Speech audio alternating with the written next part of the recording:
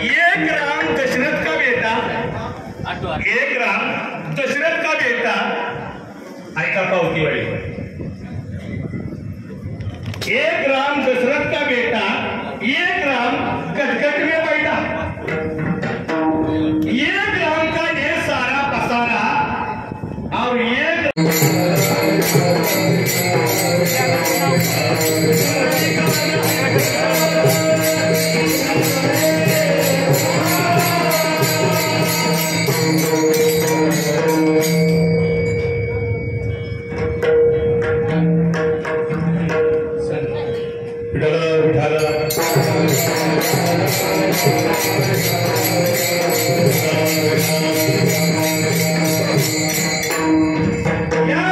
पैकी राम खरा कोणता? दशरथ राजाचा पुत्र जर राम तो धरला नाम, तर दशरथ राम जन्माला यायच्या अगोदर ज्यांनी 14,000 वर्ष रामायण लिहिलं त्या वाल्मिकींनी कोणतं नाम जपलं?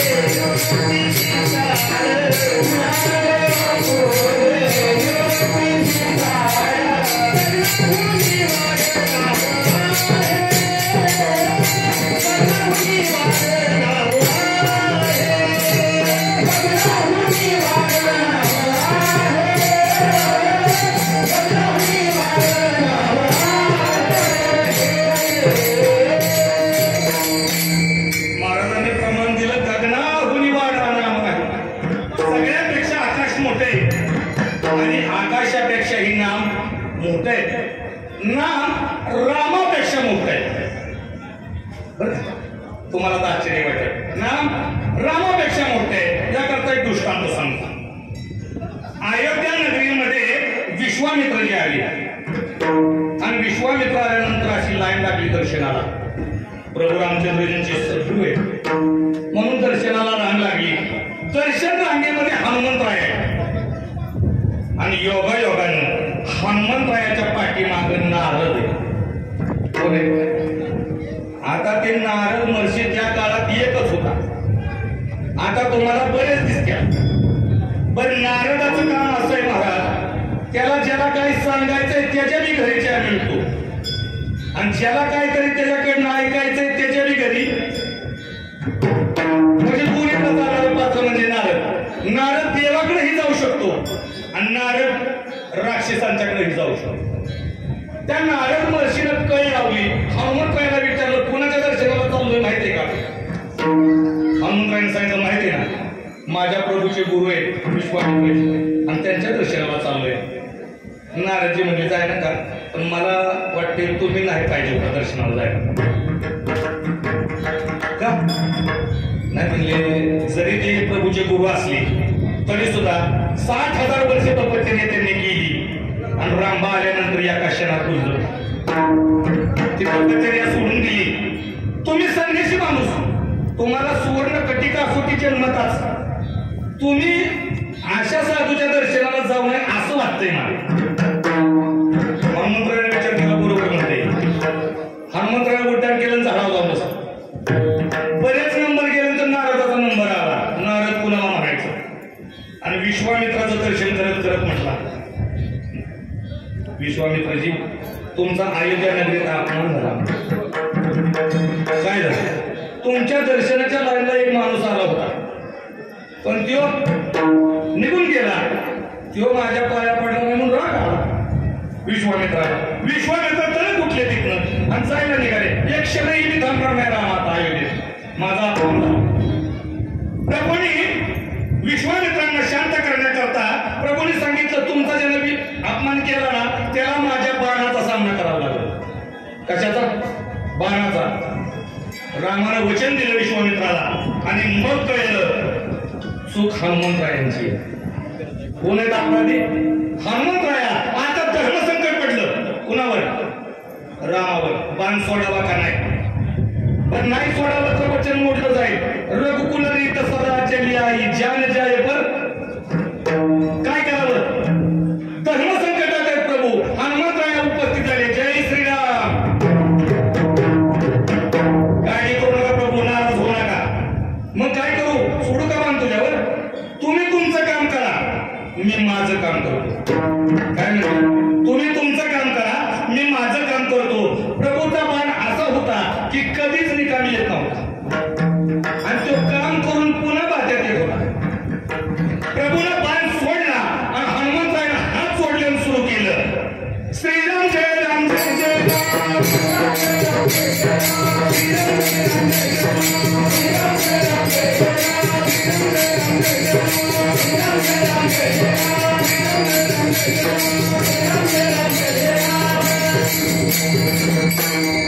अक्षय बाध्याचा बाण होता तो.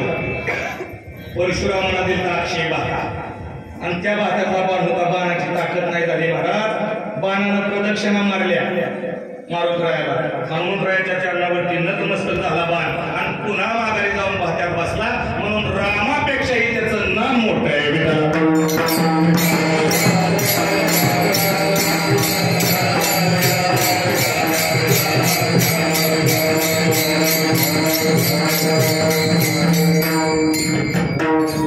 राम घाटाघाटामध्ये राम नाही अशी वस्तू शोधून सापडणार नाही. म्हणजे सजीव वस्तूमध्ये राम आहे, तसा निर्जीव वस्तूमध्ये सुद्धा राम आहे.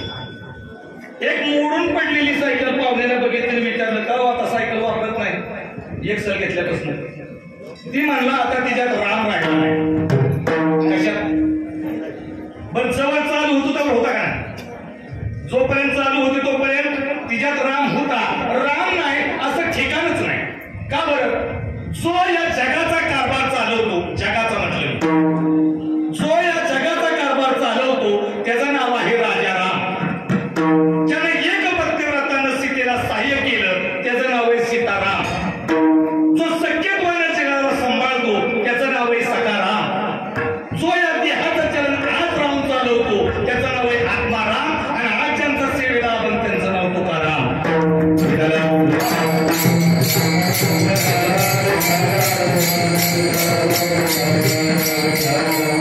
टाळी वाजू वाटली तर मोकळ्या गाणं वाजवायची, तसं सोमाड्यात वाजवायचं. पटलं तर वाजवायची, चाल पटली किंवा जर वाटलं तर वाजवायची. विठाला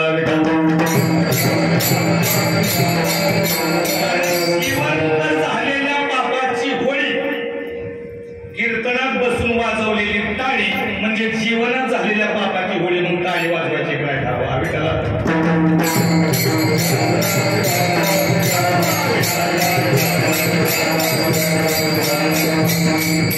कुठं कुठं येतो? नादातून या नाद निर्मितो. श्रीराम जय राम नाद निर्मितो. श्रीराम जय राम जय राम श्रीराम जय राम जय राम कीर्तनाचा गाभारा. श्रीराम जय राम जय राम कीर्तनाचे केवळ श्रीराम जय राम जय राम श्रीराम जय राम जय राम श्रीराम जय राम जय राम श्रीराम जय राम जय राम श्रीराम जय राम जय राम श्रीराम जय राम जय राम श्रीराम जय राम जय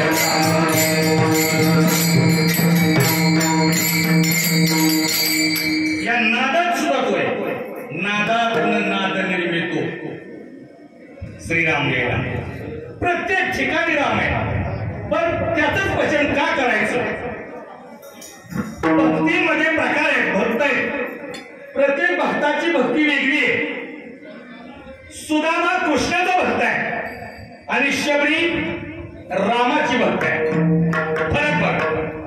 सुदामा दारिद्र्य पेडला परी नाही विसरला पांडुरंग. सुदामा ब्राह्मण दारिद्र्य पिढीला नाही विसरला पांडुरंग. एक क्षणही सुदाम्यानं नामस्मरण करताना घालवलं. शबरीनंही तुला एक दिवशी राम इथं येऊन येत. तारीख सांगितली नाही, वार सांगितला नाही, वेळ सांगितली नाही. 7 वर्षाची शबरी पळून आली होती मातृऋषीच्या आश्रमात. शबरीचा फोटो बघितला का तुम्ही? किती वर्षाची फोटो? हातात काठी, लटपट आहे, सुरकुत्या काढलेल्या गालावर, हातात ती टोपली. फोटो बघितला? कमीत कमी अंदाजे 75-80 वर्षाची म्हातारी आपल्या दृष्टीनं, पण शबरीचं वय पुराणात सांगितलं 80,000 वर्ष. किती? 80,000 वर्ष प्रभूची वाट बघितली शबरीने. आपण म्हणतोय बाबा दर्शनावादी बघत बरं पडत. किती? 80,000 वर्ष. मला परिणाम सांगायचा आहे. सुदाम्यानं नामस्मरण केलं, कृष्णाची भक्ती केली, पण तरी सुदाम्याला देवाला भेटायला जावं लागलं. पण रामाची भक्ती केल्यानंतर रामाला भेटायला नाही जावं लागत. राम चालून तुमच्याकडे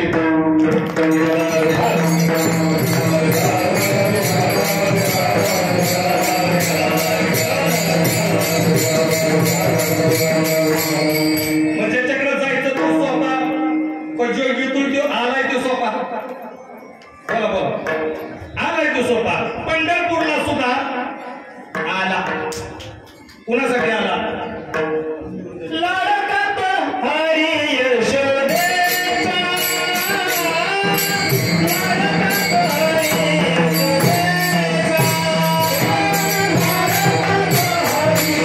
यशोदेचा, लाडकात हरी यशोदेचा, लाडकात हरी यशोदेचा.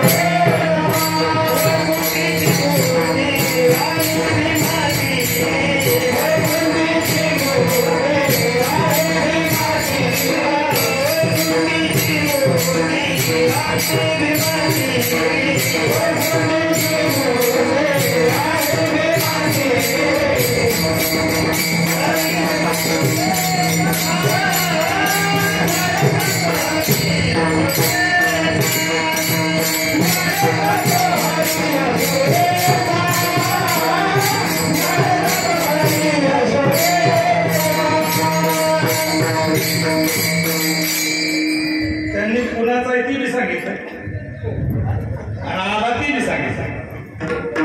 2 प्रमाणे ती वेगवेगळी. गोकुळात याने चोरी केली फार म्हणून समोर उभा केला. आला कुणा करता आला? पुंडलिकासाठी येता झाला. नुसता पुंडलिकासाठी आला का? नाही ना, त्याचं वेगळंच कारण होतं याचं. विठ्ठल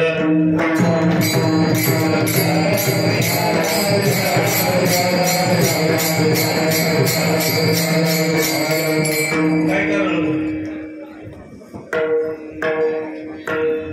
रुक्माई रुसलीनं कोपऱ्यात बसलीनं चला जाऊ रुक्माई रुसलीनं कोपऱ्यात बसली चला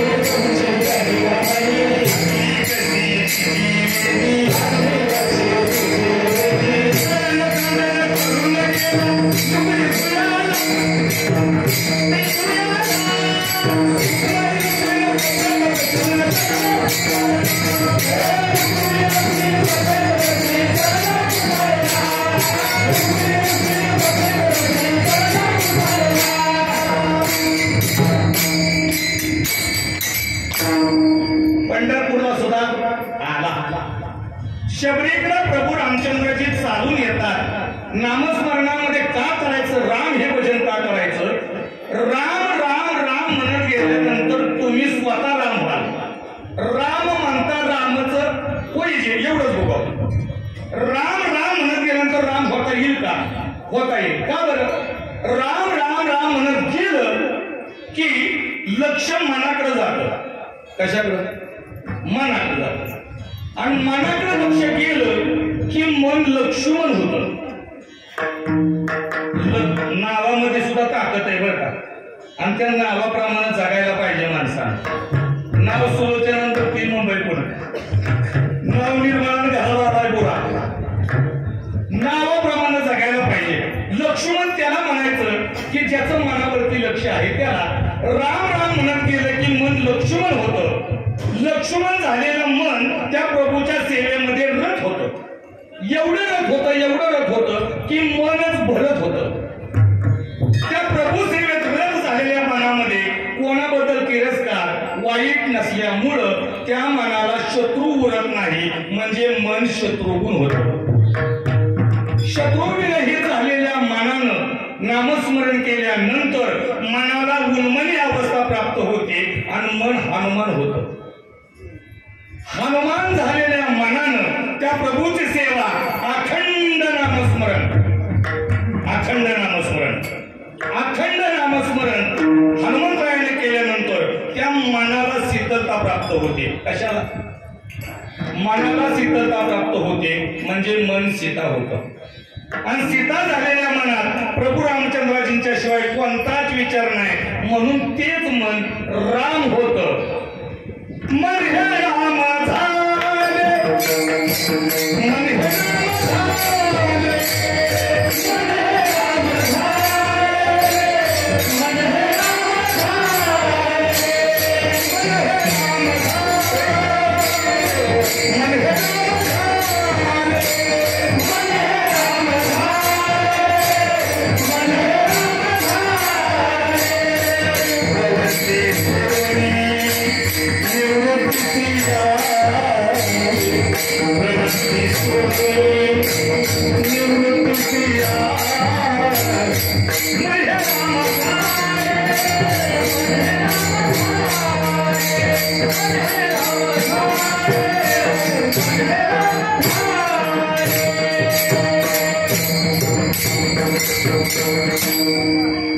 खऱ्या अर्थानं ते नाममय झालं पाहिजे. काय देहानं करतोय आपण पूजापाठ बेजापाठ सगळं चालू द्या, पण ठसठस चालू आहे आपल्या.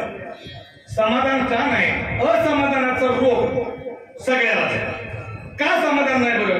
का समाधान नसावं? बंगला बांधला, गाडी घेतली, पैसे मिळवले, एवढं सगळं भंडारा केला, अन्नदान केलं, सगळं केलं, तरी सुद्धा ते समाधान का मिळत नाही? त्याचं कारण आहे समाधान ही बाहेरची सुधारणा नाही. समाधान ही आंतरिक सुधारणेची खूण आहे. गोंदवलेकर महाराज सांगतात समाधान ही आंतरिक सुधारणेची खूण आहे. म्हणजे समजा पायात काटा मोडला, त्याच्यावर लक्ष दिलं नाही, एक 8 दिवसानंतर काय होतं? त्यात पाणी नाही, पू म्हणा की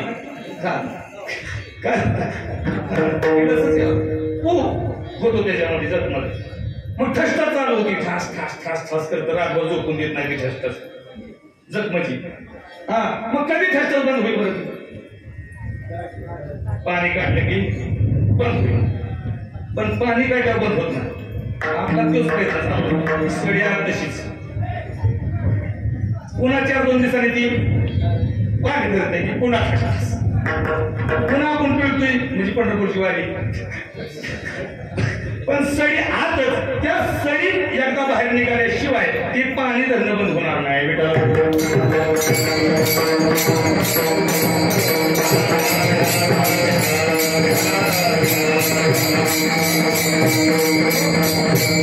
राम राम राम म्हणत गेल्यानंतर पदही मिळतं आणि पदवीही मिळते. म्हणजे हनुमंतरायाची भक्ती करणारे जास्त, तर रामाची भक्ती करणारे भक्त जास्त. बोला बोला. गावोगावी हनुमंतरायाची मंदिर आहेत, रामाची मंदिर आहेत का सगळीकडे? नाही. आपल्या गावात सुद्धा राम आले का? गोंदवलेकर महाराजांनी मंदिराचं काम काढलं, मंदिर बांधायला काढलं. मंदिर वगैरे बांधून तयार झालं. आता फक्त मूर्ती नव्हत्या. मग एका शिष्याने विचारलं, महाराज मंदिर बांधून तयार आहे, मूर्ती आणायला कधी जायचं? महाराजांनी सांगितलं त्याला आणायला नाही जायचं, तो आला पाहिजे. मगच काढायचं त्या उत्सवाला महाराजांचा तो आला पाहिजे. चमत्कार झाला. मसवडच्या एका सावकारानं मूर्ती आणून ठेवल्या होत्या घरामध्ये, पण त्याच्या घरातल्यांचा विरोध होता मंदिर बांधायला, म्हणून त्या मूर्ती तशाच राहून गेल्या. 4-2 वर्षानंतर त्या सावकाराच्या वाड्याला आग लागली आणि त्या आगीमध्ये मूर्तींना सुद्धा झळ बसली. गोंधळातल्या मूर्तीत ना त्या आगीतून भाजून आलेल्या आहेत.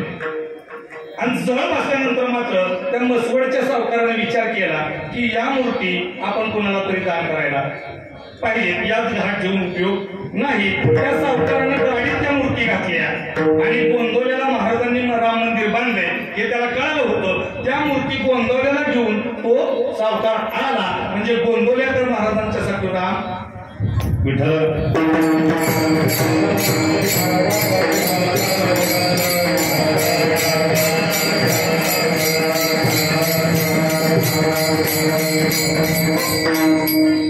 पंढरपूरच्या दर्शनबारीमध्ये 6 तास 7 तास लागतात दर्शनाला, पांडुरंगाच्या दर्शनाला, विठोबाच्या दर्शनाला. विठोबाचं दर्शन घेतलं की तिथूनच माझा रस्ता आहे रुक्मिणीच्या दर्शनाला. मग मला सांगा, जेवढा वेळ पांडुरंगाच्या दर्शनाला तुम्हाला लागला एवढा वेळ रुक्मिणीच्या दर्शनाला लागला.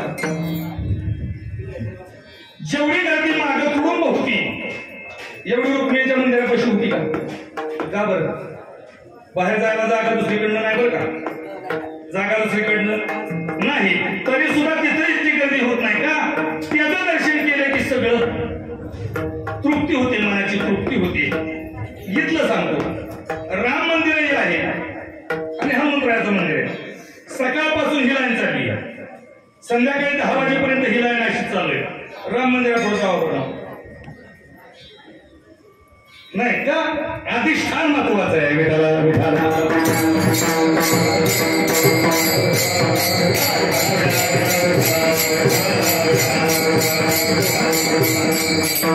तुम्ही जे जरा सुकला कारण बदाम काजू किती वेळ खाणार? थोडीशी भेळ भजी असली म्हणजे बरं वाटतं. विठाला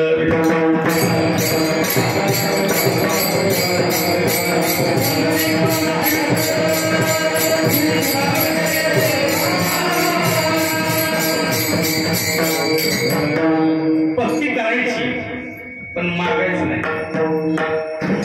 संतांनी भक्ती केली आणि संतांनी मागणी सुद्धा मागितली, पण त्या मागणीमध्ये त्याच मागितलं, हे चिदान देगा देवा तुझा विसर गर्भावा. देवाने सांगितलं गर्भवासाचं दुःख तुम्हाला माहित नाही का? तरी सुद्धा तुका म्हणे गर्भवासी आणि सुखे घालावे केही न मी जन्म यासाठी देवा. आपण परम भाग्यवान आहे. आज सातारा एकच मागून जा की पुन्हा आम्हाला सोमंथळीमध्ये जन्माला घाल, या पंचक्रोशीमध्ये जन्माला घाल. अशी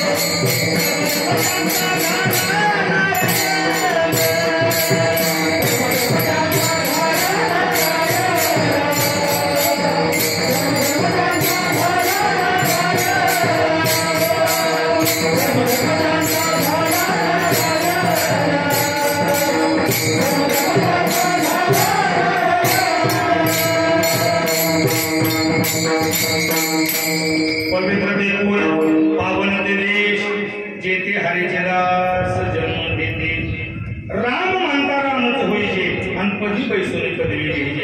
हनुमंतरायांनी राम राम राम म्हणत गेल्यानंतर रामाच्या मंदिरात गेल्यानंतर कदाचित हनुमंतरायाचं नाव येईल, पण हनुमंतरायाच्या मंदिरात आल्यानंतर रामाचं नाव निश्चित टाकायला. राम राम म्हणत गेल्यानंतर त्या पदापर्यंत पोहोचता येतं आणि पदवी सुद्धा मिळवता येते. हनुमंतरायानं नामाशिवाय दुसरं काय केलं? गदेचा वापर सुद्धा सारखाच केला नाही बरं का. काही वेळ गदा खाली ठेवली, हनुमंतरायाने विना हातात घेतला, दुसऱ्या हातात चेपड्या घेतल्या आणि सुरू केलं भजन. रामाचं भजन कोण कोण करतो माहितीये का? सगळ्यांचा देव भजन राम जय जय राम, श्री राम जय राम जय जय राम, श्री राम जय राम जय जय राम, श्री राम जय राम जय जय राम, भजन हरी महादेव, श्री राम जय राम, भजन हरी महादेव, श्री राम जय राम, भजन हरी महादेव, श्री राम जय राम, भजन हरी महादेव. राम पुरे सदा देव, राम पुरे सदा देव, सदा देव भजन हरी महादेव, श्री राम जय राम, भजन हरी महादेव.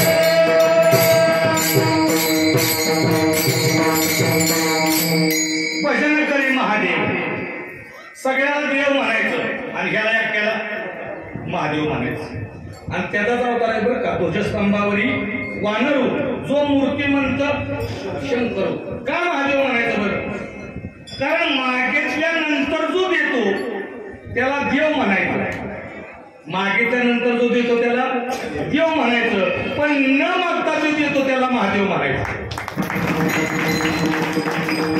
अजून सांगा, मागितलंय तेवढंच देतो त्याला देव म्हणावं, आणि मागितलंच नाही त्याच्या कितीतरी पटीनं देतो त्याला महादेव म्हणावं. जास्त दिवस भक्ती केल्यानंतर प्रसन्न होतो त्याला देव म्हणावं, आणि अगदी थोडक्या कालावधीत प्रसन्न होतो त्याला महादेव म्हणावं. विठाला विठाला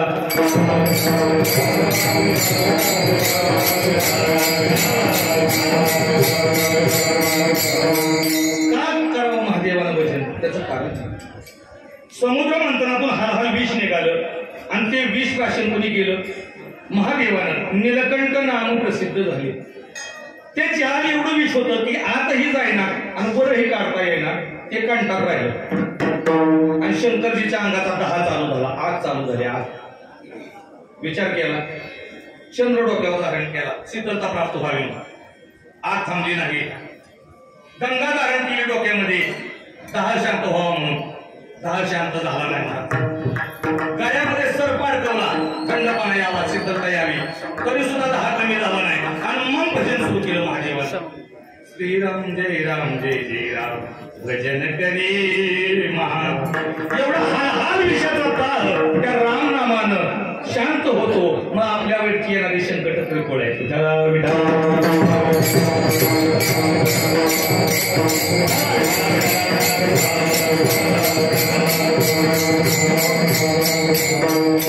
हनुमंतरायानं पद मिळवलं, ते पद म्हणजे चिरंजीव पद.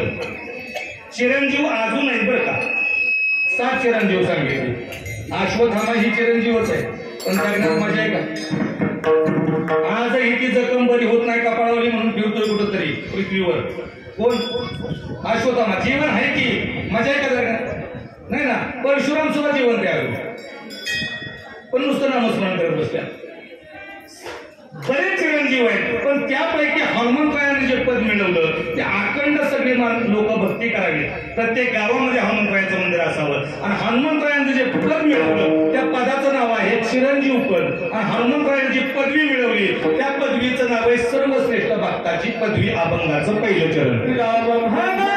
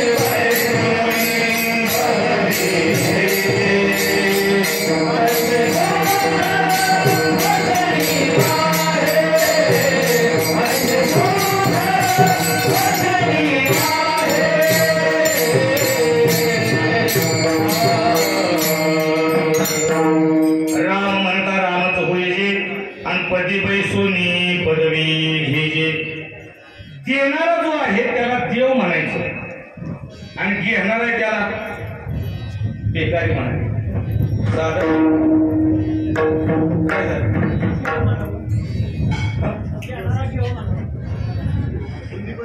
काय म्हणता येईल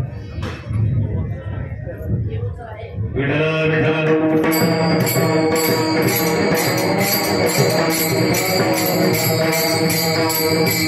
मला सांगता भिकारी पंढरीचा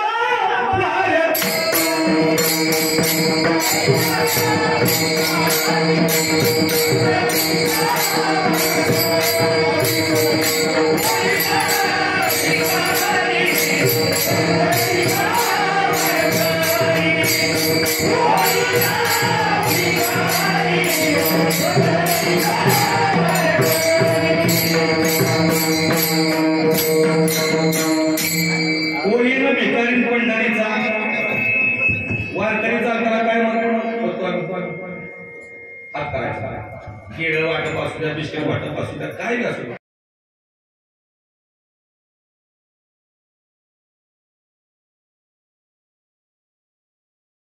तो भिकारी आहे आणि देणारा तो देव आहे. समाधान कधी मिळालं आम्हाला महाराज आज आपण घेणारे आहोत काय आपण घेणारे प्रसाद देणारे जास्त का घेणारे बघा विचार करा. अन्नदान इथं करणारे जास्त का खाणारे म्हणजे देणारे कमी आणि खाणारे ज्यादा. ज्या दिवशी आपण घेणारे आहोत आपण आज खाणारे आहोत ज्या दिवशी आपण खाणारे घेणारे देणारे हो त्या दिवशी खऱ्या अर्थानं जीवाला समाधान लागतं. आणि हे बऱ्याच जणांना कळालं म्हणून इथं 500 किलो तांदूळ शिजायला लागला. आज 500 किलो तांदूळ केवढं मोठा अंदाज 5,000 माणसं जेवून जातात. मी अंदाजे हिशोब केला बरं का बसल्या 1 किलोला 10 माणसं जर धरली तर 5,000 माणसाचं जीवन झालं. ते मी कळलं.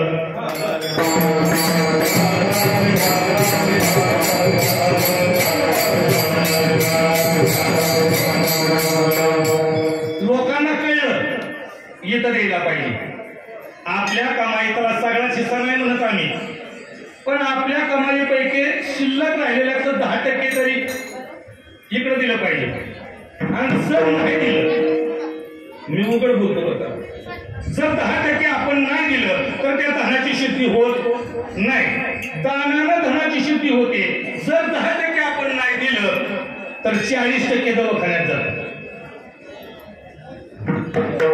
तिकडल्या बाहेर सुरू होतात पाऊस पेटत. त्याकरता आपण घेणारे आहोत ते आपण देणारे व्हायला पाहिजे. काहीतरी आपण द्यायला पाहिजे बेटाला.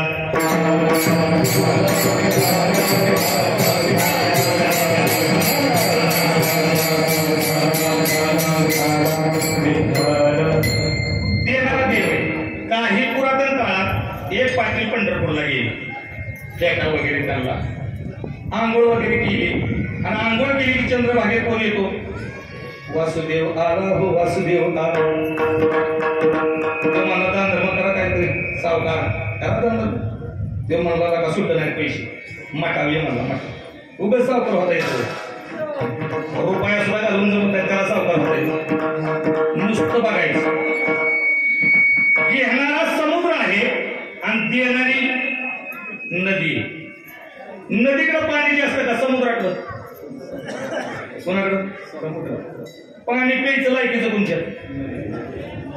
समुद्र बघायला गेल्यानंतर सुद्धा बाटली घेऊन जावं लागतं प्यायला पाण्याची. समुद्राकडं अमाप पाणी आहे पण ते पिण्याला आहे नाही, नदीकडे थोडंच पाणी आहे. म्हणजे अन्नदान करणारे सुद्धा मध्यमवर्गीयच आहेत, लक्षात ठेवा.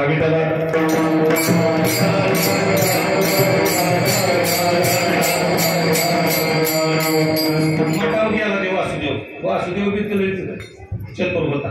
वासुदेव आला हो वासुदेव आला, सकाळच्या पारी हरिनाम मोळा. ते म्हणलं अजून सुटत झालं नाही, आता एसटी कॅनवर तिथं सुटत होतं, तिकीट काढतो आणि तुला रुपया तिथं गेला. आणि तिथं गेल्यानंतर ती एसटीला फसवलं, त्याने एसटी बाजूला गेला आणि दुसऱ्याच गाडीत बसला. निघून आला घरी करता. घरी आला, संध्याकाळी झोपला घरी. सकाळी ज्या वेळेला जागा झाला त्यावेळेला कानावा आवाज आला, वासुदेव आला हो वासुदेव आला. सकाळच्या पारी किटकिट अजून काय म्हणते ते पाठली असते. सावकारा म्हणली किटकिट नाही, तो चालाय. ती मला रुपये द्यावा लागेल, त्याशिवाय नाही जाणार. त्या सावकारानं सांगितलं, त्याला सांग सावकार मी आला. मी एक जण विचारलं, पप्पा आहे का घरी पोराला? ती पोर गात गेलं पडत पुन्हा माघारी आलं. म्हटलं महाराज पप्पा घरी नाही असं पप्पाने सांगायला लावले. काय सांगितलं? हा, त्या सावकारानं सांगितलं मी मेला म्हणून सांग. त्यानं वासुदेवाने विचार केला, गावातली माणसं गोळा केली पाहिजे. प्रत्येकाच्या दारात गेला, वासुदेव आला चला सावकार मेला. आणली की त्याची काय असते बांधला तरी सुद्धा उठला नाही रुपयासाठी. नेला पण उठला नाही रुपयासाठी. नेऊन लाकडावर ठेवला, लाकडावर चुलीवर तरी उठला. वासुदेवाला माया आली, माझा जाऊ म्हणून रुपया सुटला म्हणा. रुपया सुटला की मला फाट्याने उठलं. बरेच दिवस झाला अन्नदान चालू आहे तिथं आणि आम्हाला द्यायची इच्छा बी होती आहे, पण अजून दिलं नाही.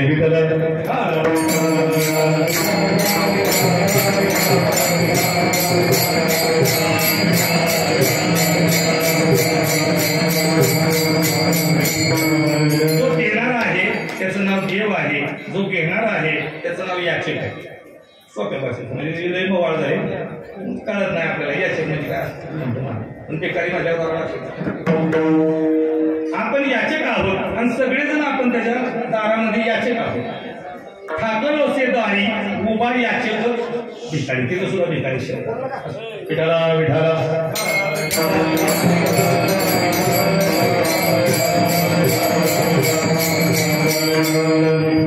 ऐसे सुखवचनी आहे विश्वासे अनुभव पाहिजे. त्या गोष्टीचा जर तुम्हाला अनुभव घ्यायचा असेल तर तुम्हाला ती गोष्ट चाकून बघावी लागेल. म्हणजे साखर एवढी गोड आहे, साखर एवढी गोड आहे, साखर एवढी गोड आहे, तासन तास जरी मी विवेचन केलं साखरेचं तरी सुद्धा तुम्हाला तो अनुभव येणार.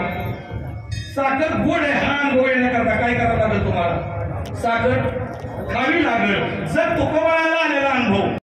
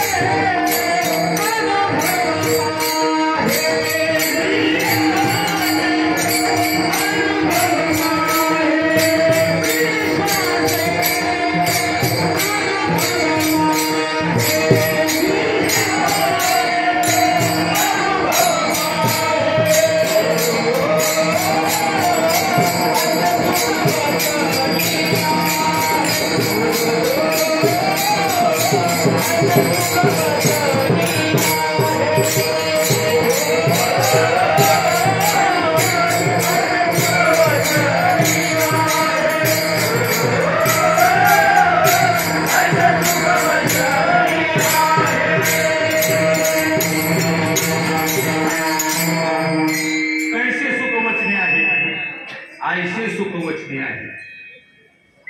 सुखाचा उगम आतमध्ये आपण शोधतोय कुठं? आपण शोधतोय बाहेर पाण्याचा स्रोत कुठे आहे? खाली कबर. विचार करून उत्तर द्या. पाण्याचा स्रोत खाली कबर.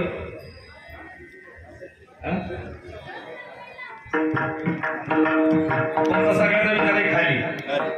नदी उगम कुठं पाळते? रस्ते निघलं पाणी कुठं निघलं? पाण्याचा स्रोत कुठं असला पाहिजे? वर असला पाहिजे. मग बोर खाली का मारतात? पहिली ही शंका सोडून पुढे जातो. हे जलचक्र आहे. खालचं पाणी वर जातं, वरचं पुन्हा खाली येतं. विठाला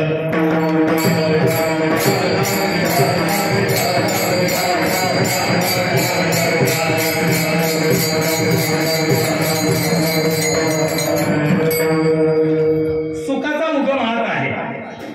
मग का मिळत नाही आम्हाला? आम्ही प्रतिबंध लावून ठेवला. पाण्याचा पाठ चालू आहे. एक दिवशी दगड त्या पाठात काढला आणि पाणी काय झालं? बंद झालं पाणी वाहायचं. त्या मालकानं तो दगड बाजूला काढला आणि पाणी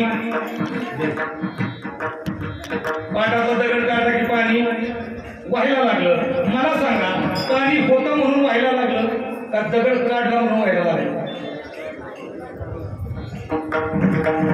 का व्हायला नाही? पाणी तिथं होतं. स्वयंभू आहेच. फक्त आपण प्रतिबंध बाजूला करणं गरजेचं आहे. आणि तो प्रतिबंध फक्त मी आहे. प्रतिबंध कशाचा आहे? मी. तो प्रतिबंध जर बाजूला केला का नाही तर निश्चित प्रकारे सुखाचा उगम व्हायला वेळ लागणार नाही. ऐसे सुख वचनी आहे. कैसे? माऊली ज्ञानेश्वरी वर्णन करतात. किंबहुना सोये जीव आत्मीयाची लाहे ते तशी होय तया नाम सुख. म्हणजे आपली सुखाची कल्पना होती.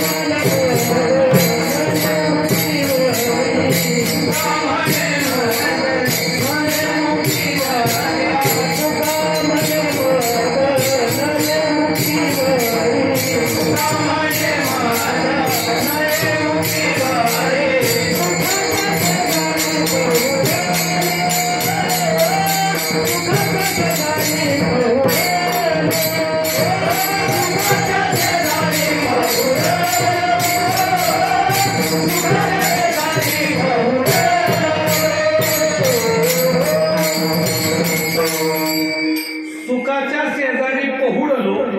पण त्याच्या आधीच नीट ऐका. तुका म्हणे मग नय वृत्तीवरी मग सुखाच्या शेजारी पहुडलो. पण आपलं उलट चाललंय. पुन्हा पुन्हा पुन्हा पुन्हा पुन्हा पुन्हा तेच चालू. सुखाच्या शेजारी पोहडणं व्हायना का बरं? एक जणाच्या गुडघ्याला जखम झाली, दवाखान्यात गेला. त्यात डॉक्टरनं ती स्वच्छ जखम धुतली, इंजेक्शन केलं, गोळ्या दिल्या खायला आणि एक मालमाची ट्यूब दिली. सर त्याला सांगितलं उद्या सकाळी जखम स्वच्छ करायची आणि मलम लावायचं. ते संध्याकाळी आला, झोपला घरी. काय काय तर अशी हुशार असत्या. एक जणाला विंचू चावला. विंचू चावलेला माणूस दवाखान्यात गेला. त्या डॉक्टरने इंजेक्शन दिलं, ट्यूब दिली. जा म्हणला विंचू चावला तिथं लाव. इकडे आलं, ज्या फरशी चावला होता त्या फरशीला लावला.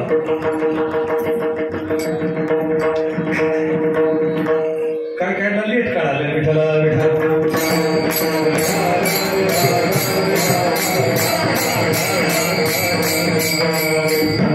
दिवशी सकाळी त्याने आंघोळ केली आणि आंघोळ केल्यानंतर ती जखम बघितली. जखमला गाडी पडली होती, डबली धरायला लागली होती. त्याने विचार केला, डॉक्टरनं सांगितलंय कशी करायची? स्वच्छ. नाकानं खारा खारा उकारली, रक्त बांबळा गेली. म्हणजे काय केली? स्वच्छ केली आणि मलम लावलं. पुन्हा तिसऱ्या दिवशी उकारली जखम, मलम लावलं.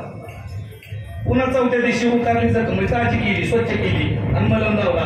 किती तुपा लावल्यावर जखम तरी होईल?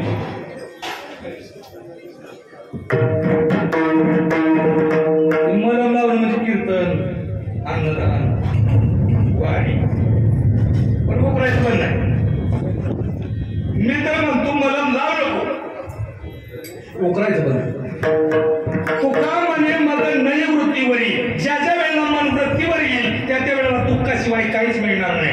आणि ज्याच्या वेळेला मन आत्म्याशी संलग्न राहील त्या त्या वेळेला सुखाशिवाय काय मिळणार नाही. म्हणून तर गेली 1.5 तास 2 तास झालं, 5-5 मिनिटाला मोबाईल हात लावणारी माणसं अजून मोबाईल खिशातनं काढला नाही का? सुखाच्या शेजारी पकडून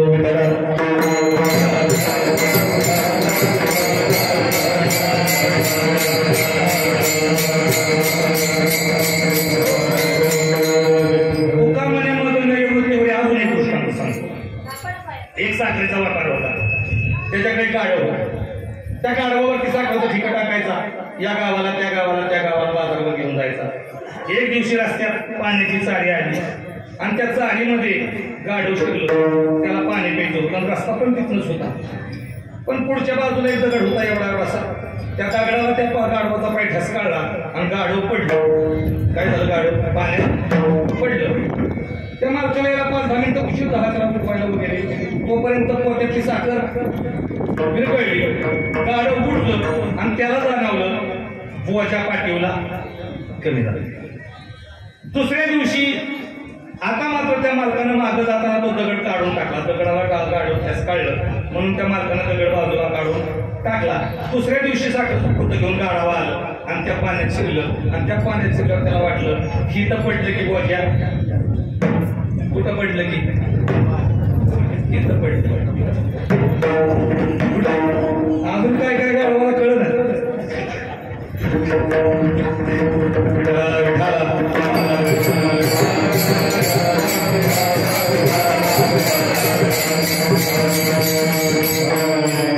ती गाढव दुसऱ्या दिवशी पाणी पिलं आणि आज न ठेस काढता जाणून बुजून पडलं. तसं जाणून बुजून पडलं. परिणाम कसं पडलं तरी साखरही टाकणार आणि जाणून बुजून पडलं तरी गुणधर्म नाही तिचा देऊ. साखर पुन्हा विकरली. 2-3 दिवसात साखरेचा व्यापारी मिठावा आला. मिठाचं पोतं घेतलं, टाकलं गाढवा. पुन्हा गाढवाने विचार केला ही तर पडले की बोजा. पुन्हा गाढवाचं आणून बसून पडलं. मग मात्र मला बेकार किती आला माफ तरी किती आला. श्रीराम जयराम जय जयराम भजन करतोय म्हणून पाहिजे तसं देतोय, मनाला म्हणत तसं देतोय. तरी सुद्धा जर उंदीरात न पोकळत असा तर हनुमंतांची कथा पाटील वासलेश्वर आहेत का विठाला.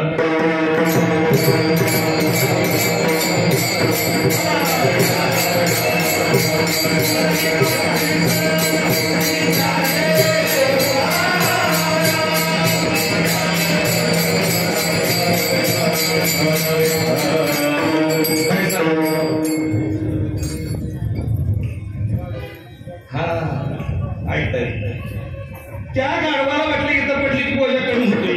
मालक हुशार होता. मालकानं मिठाचा व्यापार बंद केला आणि कापसाचा व्यापार चालू केला.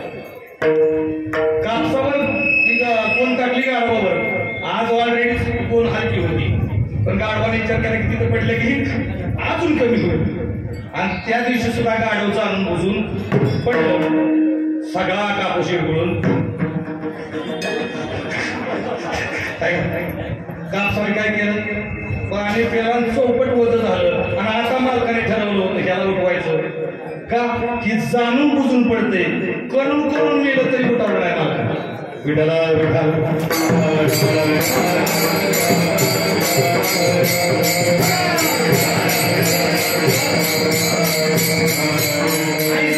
वचनी आहे. पण त्याकरता तुमच्याकडे विश्वासाचं भांडवल पाहिजे. विश्वास आमचा आहे. विश्वास महाराज हनुमंतरायावर विश्वास आहे की नाही आपला सगळ्याचा. हनुमंतरायांच्यावरती विश्वास आहे तरी दुसऱ्या देवाकडे मागायला जावं का म्हणून कसं द्यायचं. जर हनुमंतरायावर विश्वास असेल आपला तर आपण दुसरीकडे मागायला जाणार नाही. त्या 40मध्ये म्हणते और देवता चित्त न धरई हनुमत से ही सब सुख करई का अष्ट सिद्धी नवनिधि के दाता असबर दीन जानकी माता रसायन सुद्धा राम रसायन तुमरे पासा. सगळं जर हनुमंतरायांच्याकडेच आहे तर इतर माता जर दुसरीकडे मागत असेल तर निश्चित प्रकारे आपला विश्वास इथं नाही. विठाला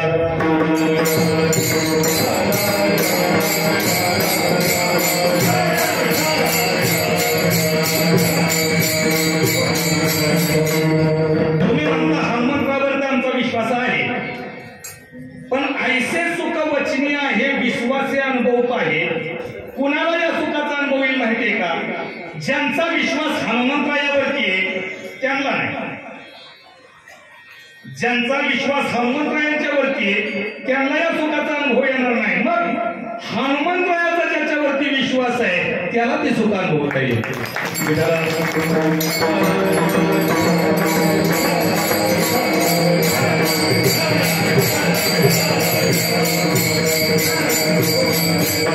ऐसे सुख वचनीय आहे विश्वासी अनुभव पाहे. सुखाचा उगम आतमध्ये आपण बाहेर शोधण्याचा प्रयत्न करतोय. आपण अजून म्हणून ते आपल्याला लाभलं नाही. का बरं? आतमध्ये पाहावे आपणासी आपण तया नाम ज्ञान. पाहावे आपणासी आपण तया नाम ज्ञान. आपण म्हणतोय ज्ञान झालं पाहिजे, आम्हाला ज्ञान पाहिजे, एवढं ज्ञान पाहिजे, एवढं ज्ञान पाहिजे की महाराष्ट्रातून निवड व्हायला पाहिजे. आपले कोकरे सर महाराष्ट्रातून साहित्यिक म्हणून दोघांची निवड झाली होती. त्याच्यामध्ये नंतर लागला. एवढे मराठी भाषेचे साहित्यिक आहेत, अभ्यास होईल महाराज. त्यांच्या घरी गेल्यानंतर 2-3 ते पोटमाळा 2-3 खोल्या फक्त त्या पारितोषिकांना भरलेले. एवढा मोठा माणूस पण दिसायला खूप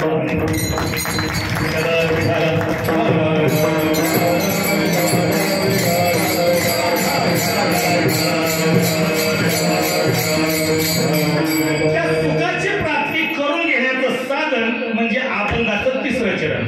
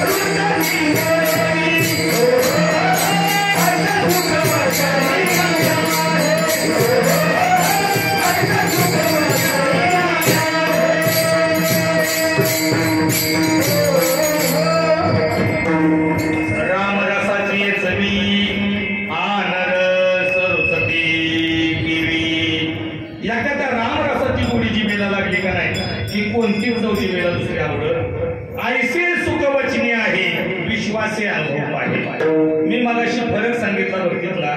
कृष्णाची भक्ती केल्यानंतर सुदाम्याला त्याच्याकडं जावं लागलं, पण रामाचं भजन केल्यानंतर राम चालून येतात.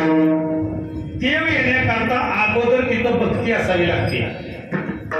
इथंच का गर्दी? तर अन्नदानाबरोबर इथं भक्ती आहे. हनुमंतराया ही भक्तीची देवता आहे.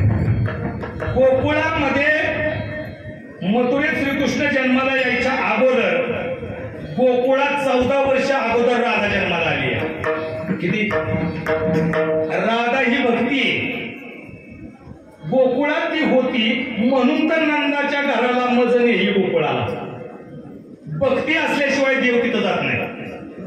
रामानं प्रतिज्ञा केली होती सगळे तीर्थटन करीन, फक्त लंकेत जाणार नाही.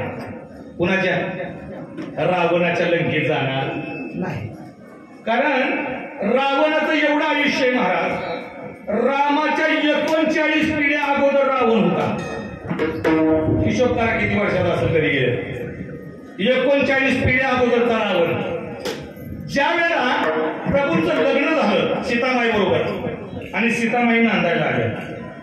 नांदायला आल्यानंतर नवी नवरी जेवण करत नाही, घास खात नाही. कशाचाच घास खाल्ला नाही. 1 दिवस झाला, 2 दिवस झाले, 3 दिवस झाले.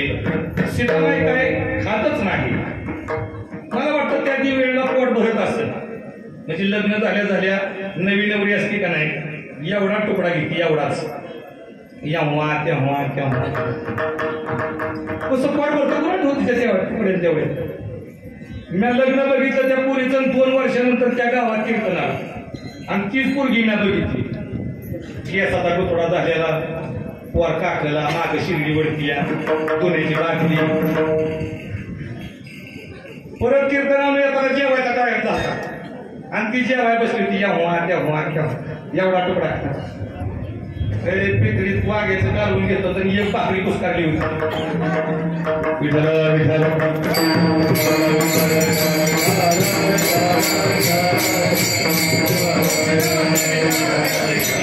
का अन्न खात नाही. सुमित्रेने विचारलं, कैकेयीने विचारलं. दशरथ राजा स्वतः आहे. सुनबाई काय झालंय, कोण बोललं का तुम्हाला, राम काय बोलले का, कुणी सासवा बोलले का. त्याने सांगितलं काय नाही मामाजी, मी तुमच्या घरचं अन्न खाऊ शकत नाही. दशरथ राजाने विचारलं का खाऊ शकत नाही. तिने सांगितलं तुमच्या घराण्यात ब्रह्महत्या झालेली आहे आणि मी आदिशक्ती आहे. ज्या ठिकाणी ब्रह्महत्या झाली आहे तिथला घास मला खाता येणार नाही. दशरथ राजाने विचारलं ब्रह्महत्या म्हणजे, तुम्ही श्रावण बाळाचा व्रत तुमच्याकडून झाला, ते पाप तुमच्या घराण्याला आहे. ते पाप निवृत्त झाल्याशिवाय मी अन्न ग्रहण करणार. मग पर्याय हो काय सुरुवात केली, देवऋषी बघा. मग देवर्षी नारदांना विचारलं याला काय पर्याय आहे का. त्याला पर्याय सांगितला, श्रावण बाळ याच्या वजनाचा एक दुसरा ब्राह्मण बघा. वजनाचा म्हणजे शरीरानं नाही बरं का, पुण्याईनं. श्रावण बाळ आई वडिलाची कावड घेऊन काशीला जातो, एवढा पुण्यवान आहे. त्या पुण्यवान वजनाचा दुसरा ब्राह्मण बघा आणि त्याच्याकडून पूजा करा, तुम्ही ह्या पापातून निवृत्त व्हाल. जगामध्ये शोधून एकच ब्राह्मण सापडला, त्याचं नाव राजा रावण. रावणाला आमंत्रण दिलं, रावणजी या आणि तो मंत्र म्हणा, तो यज्ञ करा. रावणाने सांगितलं यज्ञ करतो पण दक्षिणा ठरवून. आताच्या माणसाचा विश्वास नाही. त्याने सांगितलं दक्षिणा ठरवून द्या. रामाने विचारलं काय दक्षिणा पाहिजे. काहीच नाही, माझ्या लंकेत तू एकदा आला पाहिजे. काय माझ्या लंकेत एकदा. रामाने सांगितलं जमणार नाही. मग पूजा कॅन्सल, निघालो मागे. सीतामाईने सांगितलं रावणा मी तुला वचन देते. राम नाही येऊ दे, माझ्या हातात आहे राम का तुला. राम तुला हातात आहे. नाही राम आले तर मी स्वतः येईन आणि मी आल्यानंतर रामाला आल्याशिवाय पर्याय नाही. काही लोक म्हणतात रावणाला पळवून नेली, ट्रॅक्टरची बॅटरी वेळची पळवून नेलं.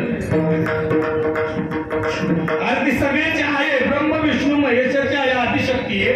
लंकेत जाण्याचं कारण सीता, की सीता लंकेत जात नाही तोपर्यंत देव लंकेत जात नाही. सीता ही भक्ती आहे आणि राम हा देव आहे.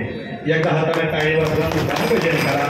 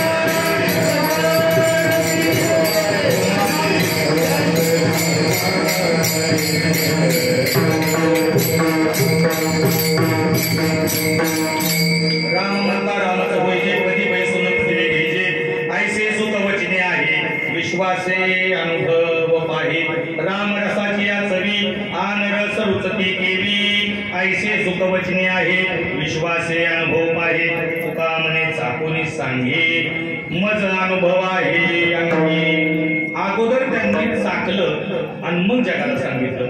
याकरता एकच 2 मिनिटाचा दृष्टांत. एकनाथ महाराजांच्याकडे एक आजी तिच्या नातूला घेऊन आली. त्या नातूला गुळ खायची सवय होती जास्त आणि त्यानं दुःख झाली. त्या एकनाथ महाराजांच्याकडे आजी आली.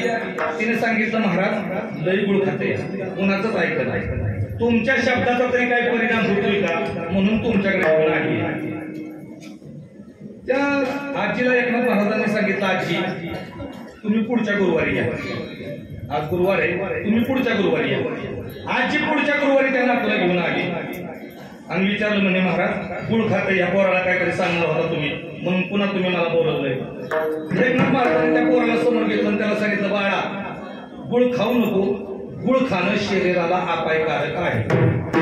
काय सांगितलं गुळ खाऊ नको. गुळ खाणं शरीराला अपायकारक आहे.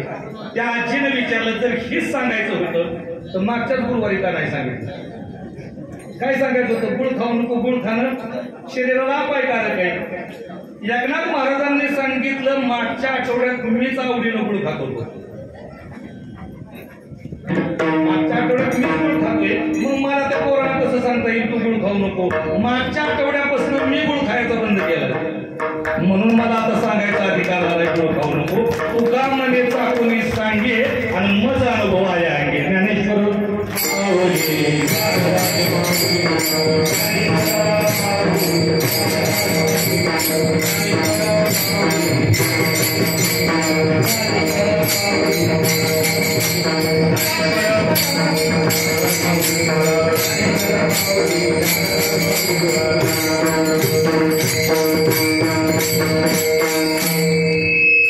आपलं परम भाग्य आहे या ठिकाणी कीर्तन करायला मिळते.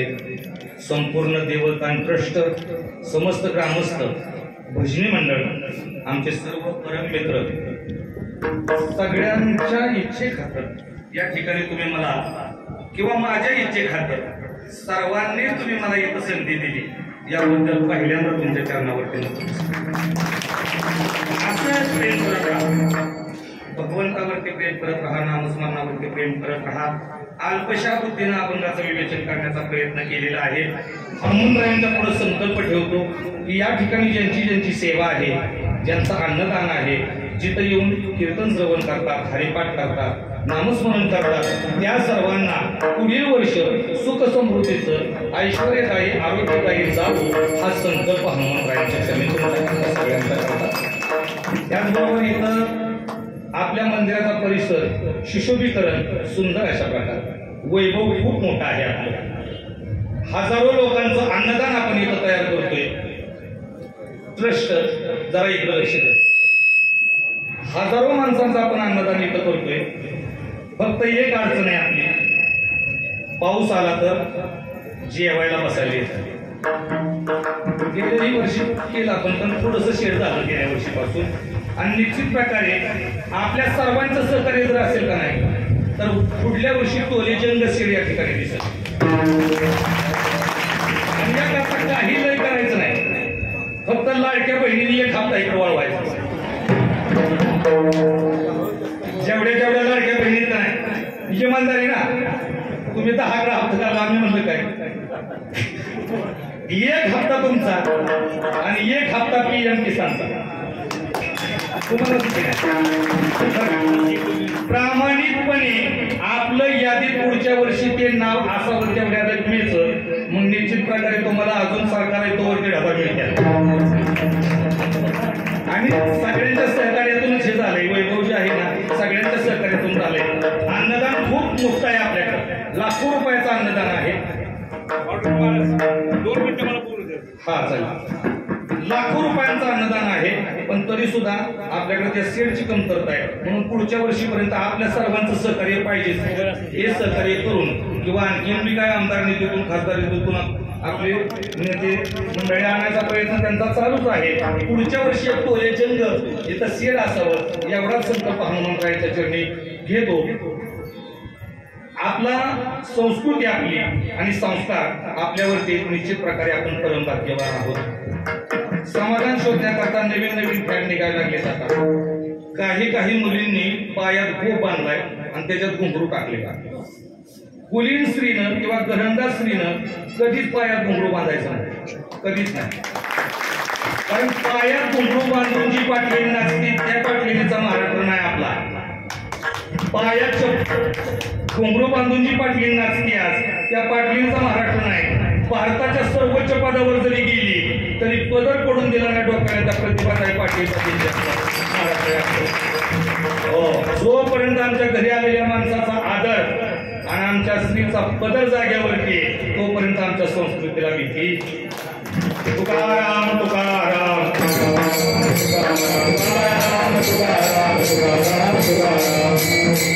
झालेली सेवा हनुमंतांच्या चरणी समर्पित करतो. आता लगेचच कीर्तन झालं की भजनाला सुरुवात होईल. आपले सालगुडे मामा यांना 2 मिनिटं या ठिकाणी बोलण्याची संधी आपल्या सर्व ग्रामस्थांच्याकडून देत आहेत. जय श्री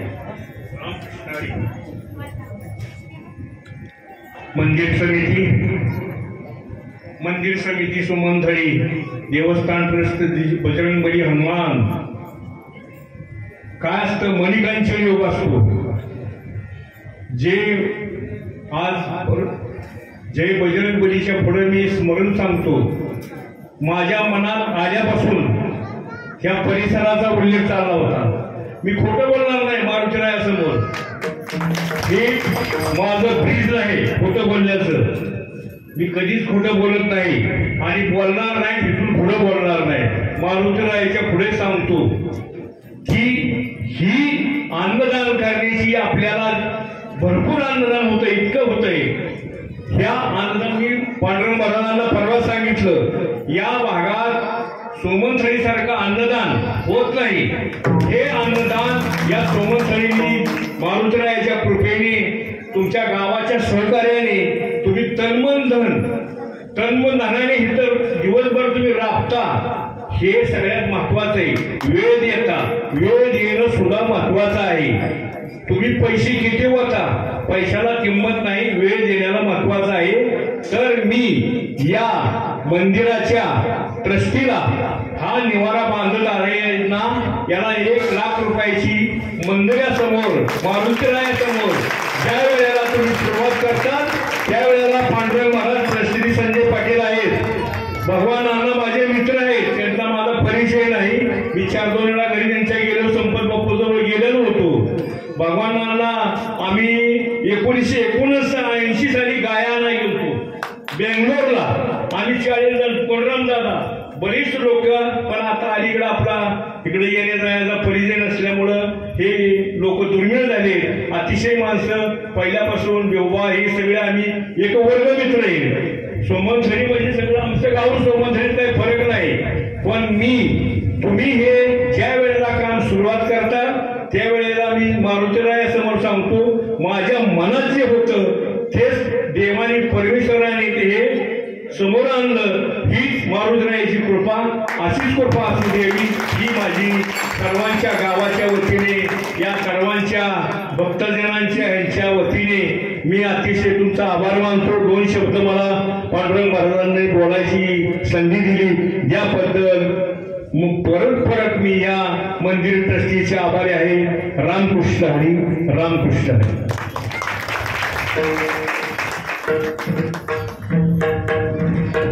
सगळा समाज स्तंभित झाला. का बरं की एखादं वाक्य टाकावं आणि त्याकरता 1 लाख रुपये. ऐका, ट्रस्ट अध्यक्ष सालगुडे मामा सांगवीचे यांनी या ठिकाणी सेट बांधण्याकरता 1 लाख रुपये वर्गणी जाहीर केलेली आहे. त्यांचा सत्कार आपण देवस्थान ट्रस्टतर्फे करू. ज्या दिवशी काम तुम्ही सुरू कराल या दिवशी 1 लाख रुपये या ठिकाणी सालगुडे मामा देतील. आणि खरा आनंद वाटला त्या दिवशी काळ भैरवनाथ अष्टमीचं प्रवचन होतं सांगवीला. तिथं सांगवी प्रवचन केल्यानंतर मामाने आभार मानताना सांगवीच्या माणसानं सोमनथळीची स्तुती केली, अभिमानाने छाती फुगून आली महाराज. बदल झाला. आपल्या सर्वांच्याकडून सालगुडी मामांचे आभार मी या ठिकाणी मानतो, त्यांना श्रीफळ देतो आणि त्यांनी त्यांचा संकल्प पूर्ण सिद्धीत जावा आणि आपल्याला सुद्धा पुढच्या वर्षीपर्यंत भलं मोठा ते गोंधळल्यासारखं पाईपचं शेड या ठिकाणी व्हावं याकरता सालगुडी मामा सांगवीचे असून त्यांनी 1 लाख रुपये जाहीर केले. आता आपण किती द्यायचं ते आपण ठरवायचं आहे आणि ते शेड पुढच्या वर्षीपर्यंत सगळ्यांच्या भक्तांच्या सेवेकरता ते बांधून तयार असेल. या ठिकाणी देवस्थान ट्रस्ट अध्यक्ष संजयजी पाटील, त्याचबरोबर दत्तात्रय इंजिनियर साहेब, आमचे ज्येष्ठ अण्णा यांनी सालगुडी मामांना या ठिकाणी श्रीफळ द्यावं आणि त्यांचा संकल्प पूर्ण व्हावा अशी हनुमंतरायाला विनंती करतो.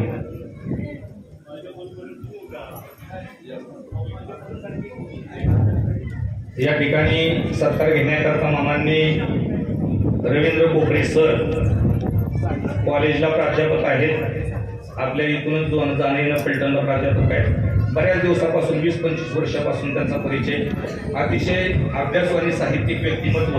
आपल्या पंचक्रोशीत जर कोण असेल तर कोकरे सर आहेत, प्रवचन वगैरे करतात आणि या ठिकाणी प्रवचनाकरता आपण त्यांना संधी पण देतो.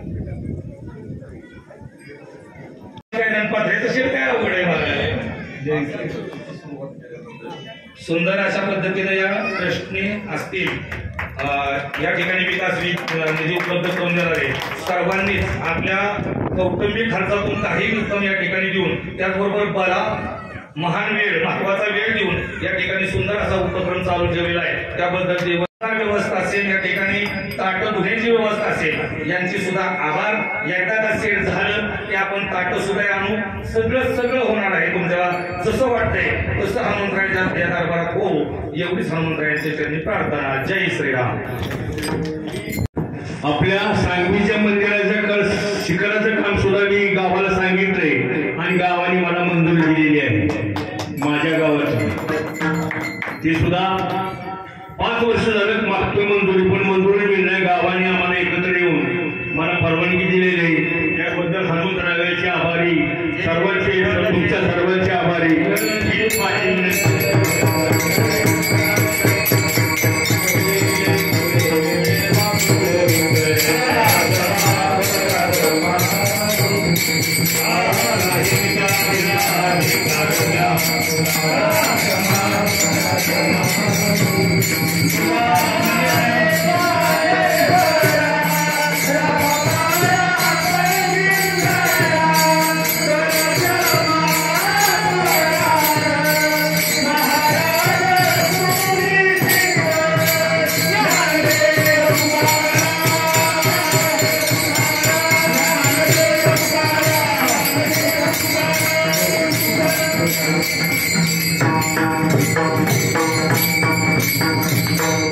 झालेली कीर्तन सेवा या ठिकाणी प्रगती चॅनेलच्या वतीनं संपूर्ण कीर्तन सेवेचं शूटिंग झालेलं आहे.